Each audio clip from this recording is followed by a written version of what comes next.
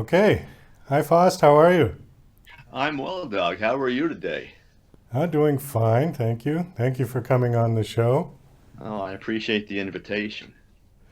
So, why don't you just give us your backstory? It looks like you're a counselor and you've been doing this for a long time, and then you've got a book to promote. So, just give us a bit of your backstory, if you would. Sure. I've been in private practice for over 30 years, doing what I'm doing for over 40.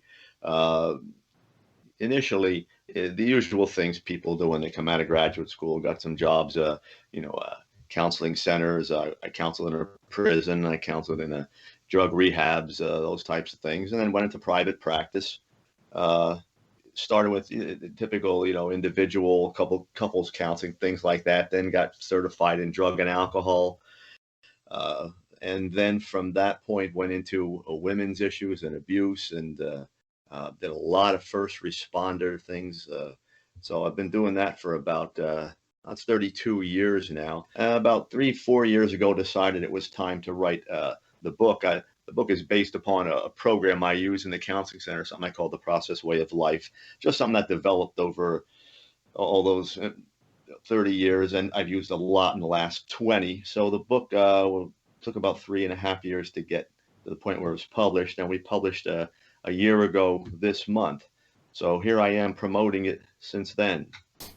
Okay, so you've been doing this a long time, obviously, and the counseling sounds like, is it primarily drugs and alcohol that you specialize in? What is your area of expertise for counseling?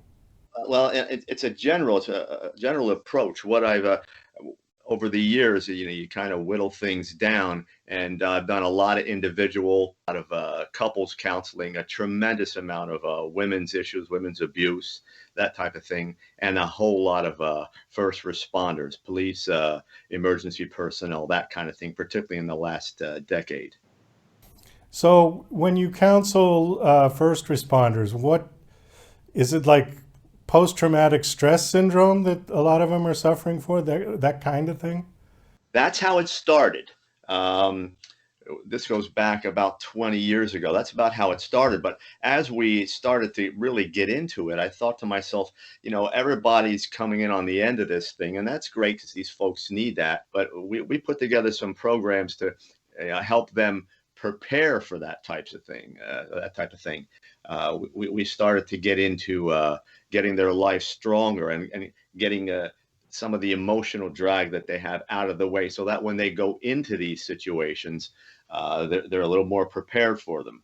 So we may start with a situation where someone was really into something traumatic. Well, let's get the trauma out of the way, but let's teach you how to keep that trauma out of the way so it doesn't keep recurring. Because the longer you go into that kind of thing, the more it builds and the harder it is to get rid of it. So I put together some programs for them that would allow them to be better prepared going in, so that PTSD wasn't such a pronounced state of affairs later on. I suspect that everything that's gone on this past year with COVID has probably kept you pretty busy, yeah? Yeah, it has.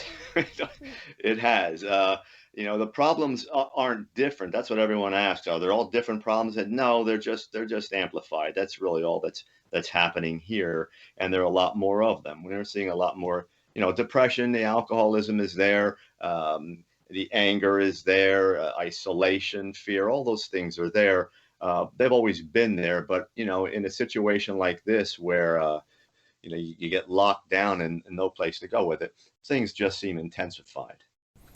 I noticed on here it said that you have clients from age 5 to senior living. Yes. What type of counseling do you do for young children? Well, typically parents will bring them in, and most of those you see are behavioral issues, or kids are going through something traumatic. Parents are divorcing. In some cases, young as it may seem, we're dealing with sexual abuse and physical abuse. Some of those are from the courts. So it tends to be things that kids have experienced, as opposed to with adults where you might get the depressions and the anxieties. They're things that our kids are being put through, so to speak. I had a guest on a couple of weeks ago who was a real advocate for online learning, and he said that, the COVID just sort of accelerated that process. And I tended to disagree. I said, it wouldn't hurt my feelings if there was not one single university left. And from the university level on, we could do all of that type of learning online. But I said children from kindergarten through high school need the socialization of other children. And quite honestly, the parents need a break too. Because if they stay home and learn, that means one of the parents are going to have to stay home. Most of the time, both parents work these days. And I just didn't think it was a good idea. My question to you is, have you seen any emotional issues, psychological issues with kids who have been forced to stay home for this past year because of COVID lockdowns or anything like that? I have, and I've seen a lot of them, and it actually comes from just from what you said. Socialization issues are first. Everyone gets affected by the lockdown. Parents aren't dealing with it real well, so kids come through that type of thing, but they're missing their not only their friends and all that socialization. There's a that whole formal learning process, as you know, that trains the brain to learn in a certain way, and I hear that a lot. This is going to accelerate the at home learning, and it will. We're even seeing it in counseling where all this stuff is being done online. I'm not an advocate of any of it. I think that we need to get out of our homes. We need to learn in environments that aren't so much home based because it just keeps us too confined. Learning should be more diversified, should be more generalized, and getting out into a structured program like that takes you out of your home, where typically we don't learn as well. Too many distractions, too many emotional things there. It gets you out and puts you in a place where learning is formalized and everyone's doing it together, and that assists in the whole learning process. I can remember when online learning for university level first started back in the late 90s. And I actually thought it was a good idea, and I still do, because people, particularly people who maybe are in their 30s and 40s, who have worked for a while, who want to go back and learn something, get an advanced degree, something like that, but they don't have the time to go sit at a university class. They can do it at night, they can do it on weekends. I like that idea. But I think for kids through 18 years old, no. No, I don't think so. I think they need to get out of the house. And I agree. I agree. I think again, learning. We don't. What we're seeing, what I'm seeing in the office now, is that people are coming in and they're learning at home. And what the teachers are telling me is that the learning process is not good. Kids are not learning as well. When we keep them at home, they're distracted with cell phones and all other different kinds of things. They sign in, they don't do the work. What we're going to see, quite frankly, in the next 2 or 3 years is that college kids they're gonna go into college and they're not going to be prepared for that, and either they're going to really struggle or colleges are going to have to make some accommodations for them because they haven't learned as well in the last 2 or 3 years, which of course is going to translate into kids not being trained as well as they should. So by no means am I an advocate of this home learning thing. If it could be done in a way where it is structured and it helped hold kids down and it gave them all the socialization, that's great. But I don't see that happening. Now, virtual socialization is, I think there's a lot of debate on the psychological effects because even if you take something like people dating, everybody's meeting online at first. Back in the day before the internet, you had to meet these people in person and decide if you wanted to go out with them or not. And I think there's something lacking there in just seeing a picture on a screen versus the real person right in front of you. We always joke, of us that do what I do for a living, we always say that the online dating led to relationships that led them to our office far more often than than in the organic way. So from our perspective, geez, it gave us more work, but it's not doing us any help as a society, where you punch in a profile and say that looks great, and you go meet the person. And you just don't know enough about them. And you're right. We had the opportunity to decide based upon that interaction we had, whether or not we wanted to proceed. They don't get that until, could be weeks down the road. Yeah, yeah, it's certainly true. Let's talk about your book. Your book is called The Fix Yourself Handbook. Tell us a little bit about the book. The book is, when I thought about writing the book, Doug, I decided that, first of all, I wanted to get into what we do in a counseling session. So I wanted the book to reasonably closely mimic that type of an experience. And what I mean by that is, you come into the office and you say, well, I'm depressed, or I'm anxious, or my marriage is falling apart.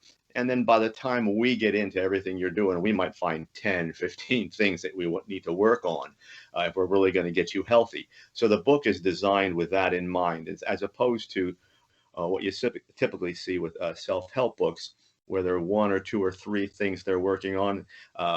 There are 36 chapters in the book, and each one of them is designed to address a different issue.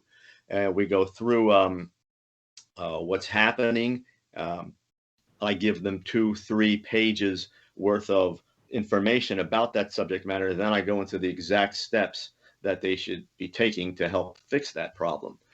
You don't see that too often in self-help books. And the other thing it's doing is it's talking about the process way of living. And to me, that's just processes we have inside us, so to speak, being honest with yourself, and getting your intellect over your emotions, things like that. So I put a program together, and the book really chronicles that.